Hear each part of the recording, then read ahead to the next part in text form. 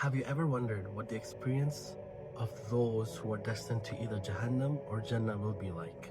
And I'm not talking about those people who are already in it and what will happen inside Jannah or Jahannam, but I'm talking about that experience after the Day of Judgment, before they enter into whatever the destination is. Allah subhanahu wa ta'ala in Surah Zumar, He talks about it.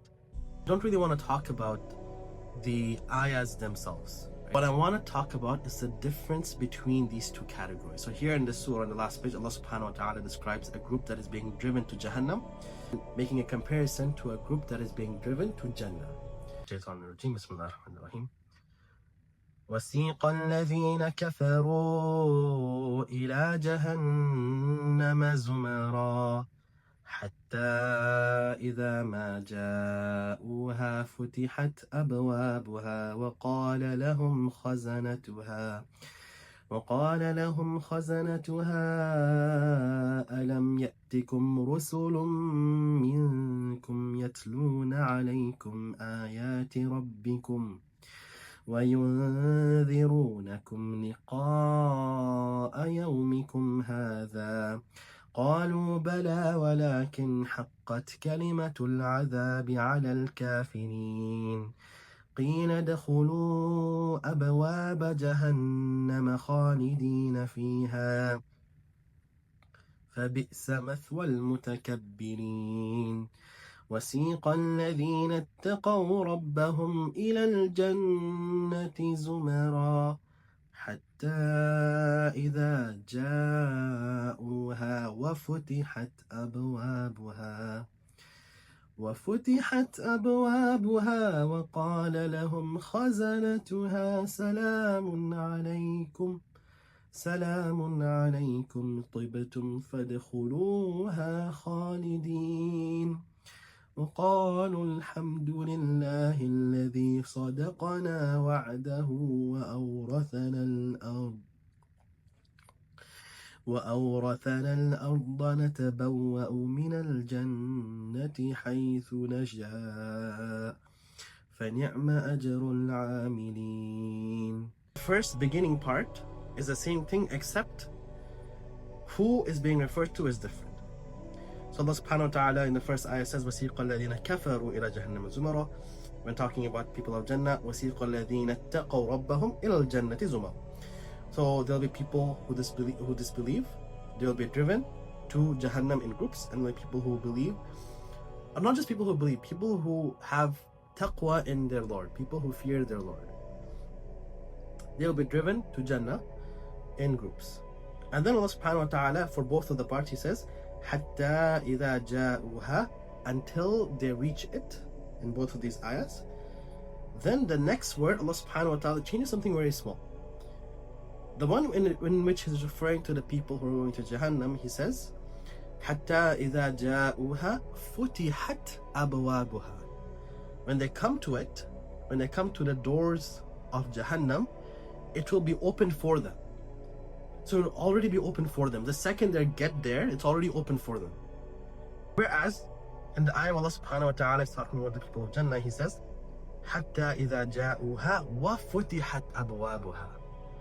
So when they reach it, the doors of paradise, once they reach it, there's a moment that there's just a pause. وفتحت, and it was open for them. And the best example I can think of this is, imagine if you're being taken to jail, right? You did something wrong, cops arrest you, you're taken to jail. You're put into the cell immediately. Like, you're put into the cell before you even questioned, right? Just put into jail. And the hearing and everything comes after, right? There is no moment of anticipation or anything like that. You know where you're going to end up. You're going to end up in jail. Versus, imagine if you are, and the best example I can think of for the people of Jannah using this is, imagine if there's like a new store that's opening, right? Something you really wanted from that store, and it's a really popular store, lots of people are wanting to get in.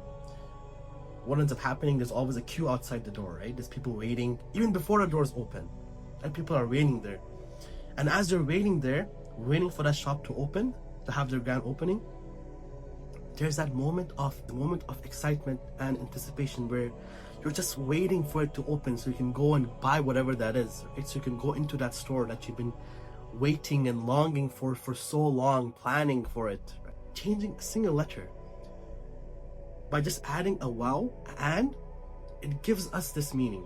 The next difference I want to talk about is the difference of attitude between the gatekeepers of Jahannam and the gatekeepers of Jannah. The gatekeepers of Jahannam, they will say, Alam ya'tikum rusulun minkum. Did there not come to you a prophet from amongst yourselves? Yatluna alaykum ayati, reciting to you the verses of your Lord, ayati rabbikum, wa yunzirunakum liqa'a yawmikum hadha, and reminding you and warning you about the meeting of your day with your Lord. So it's like the gatekeepers of Jahannam are almost scolding them, be like, yo bro, like, you knew about this, right? You know this was gonna happen. You already been reminded. We already sent people. We didn't send some random people, right? It wasn't just some like random person from some random XYZ country, right? It was people, it was your own people. It was people from amongst yourselves who came and reminded you about worshiping Allah subhanahu wa ta'ala. So it's like literally they're scolding them, be like, yo, what are you guys doing, right? There's no reason for you to end up here.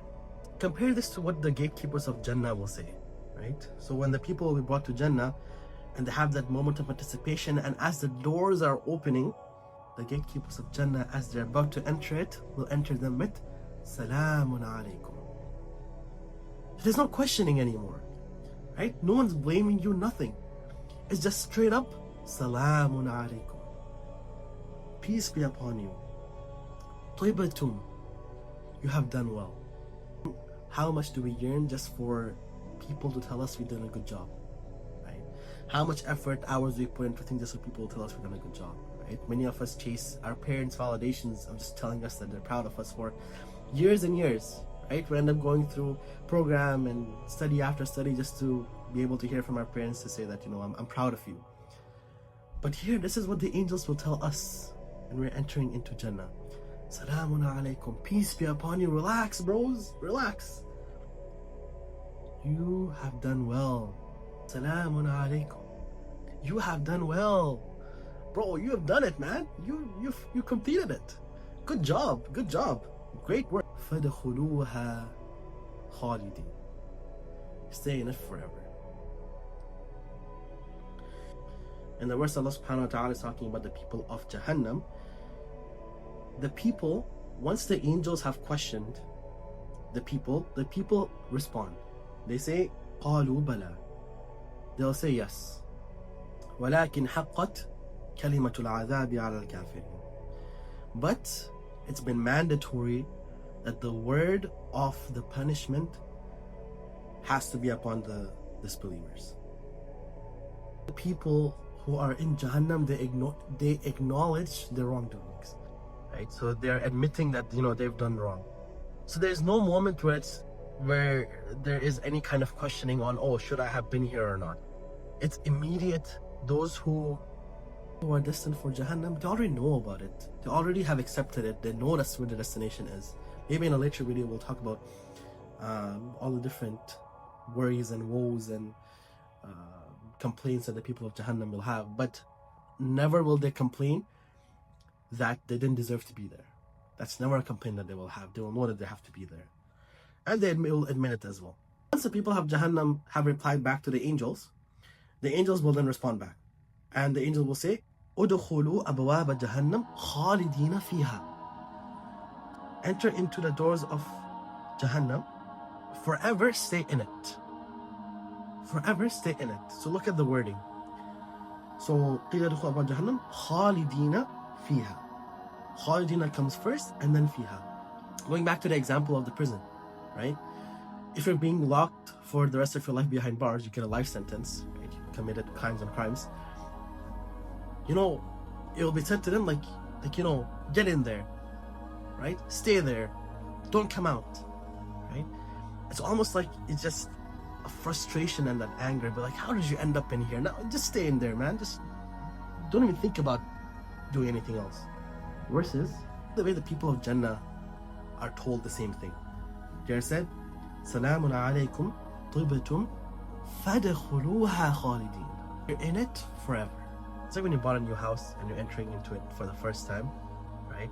And it's like, oh, I get to stay here. Hey, this is my home. right? So فَادْخُلُوهَا خَالِدِينَ, so enter in it forever. So it is said so gently, it is said with so much love. Whereas just the addition of fiha for the people of Jahannam makes it so much more harsher. It's like in it you have to stay. You have no other option. Right? You can't move anywhere, you can't do anything, you have no other option. In it, you have to stay. For the people of Jahannam, the angels will question them, they will respond back, angels will tell them again. And there's no talking about that after. There's nothing to talk about after. But for the people of Jannah, look at the way the conversation happens. The angels don't even ask a question to them. They just tell them, you have done good. Assalamu alaikum, peace be upon you, bro. You all have done well. Now enter in it, and this is your home. Enter in it forever. Then the people of Jannah, look at the way they respond. وقالوا الحمد لله الذي صدقنا وعده وأورثنا الأرض نتبوأ من الجنة حيث نشاء.